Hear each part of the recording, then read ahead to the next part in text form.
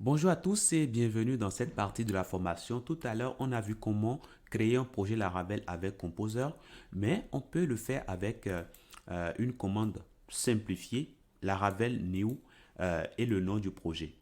Mais pour que cette commande puisse fonctionner, il faut déjà qu'on installe d'abord Laravel au niveau de notre machine. Et pour y arriver, il faut utiliser la commande Composer Global Require Laravel Installer.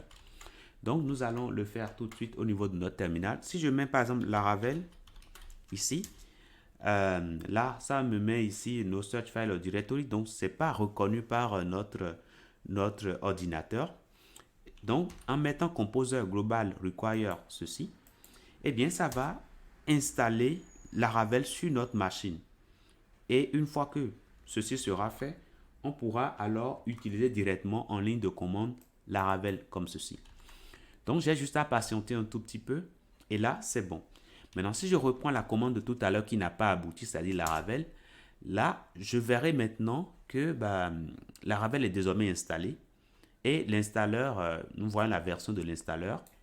Et puis, nous voyons également ici, tout simplement, euh, les options qu'on peut utiliser.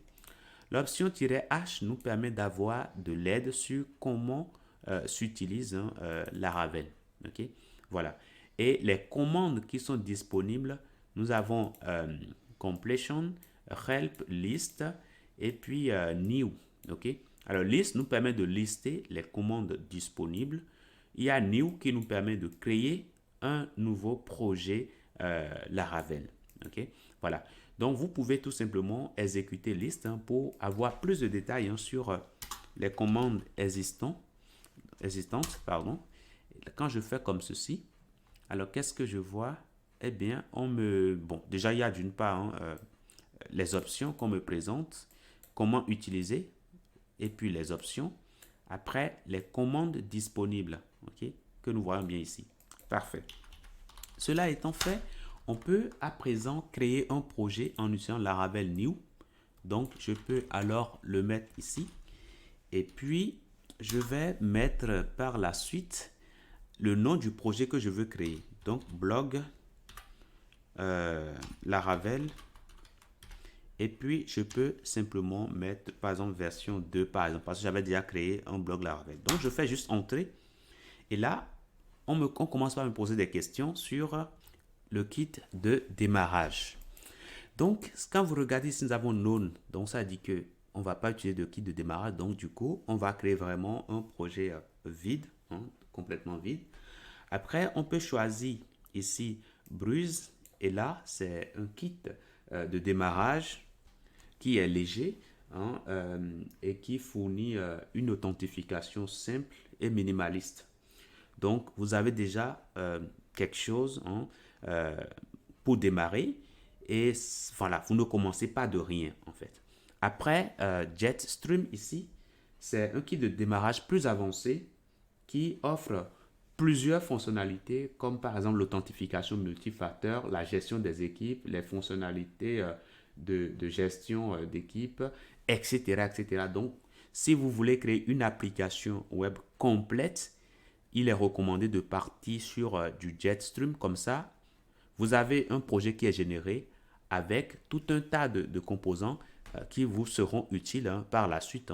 Et du coup, vous n'aurez plus à les installer un à un. Donc voilà.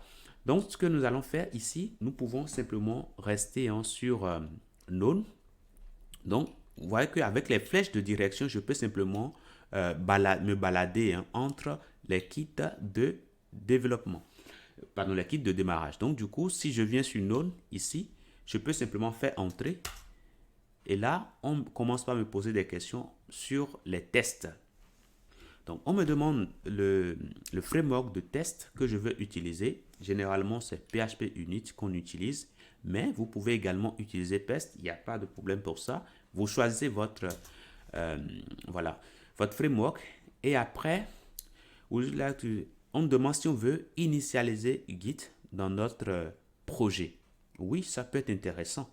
Ok, donc on peut mettre par exemple yes et là, c'est bon.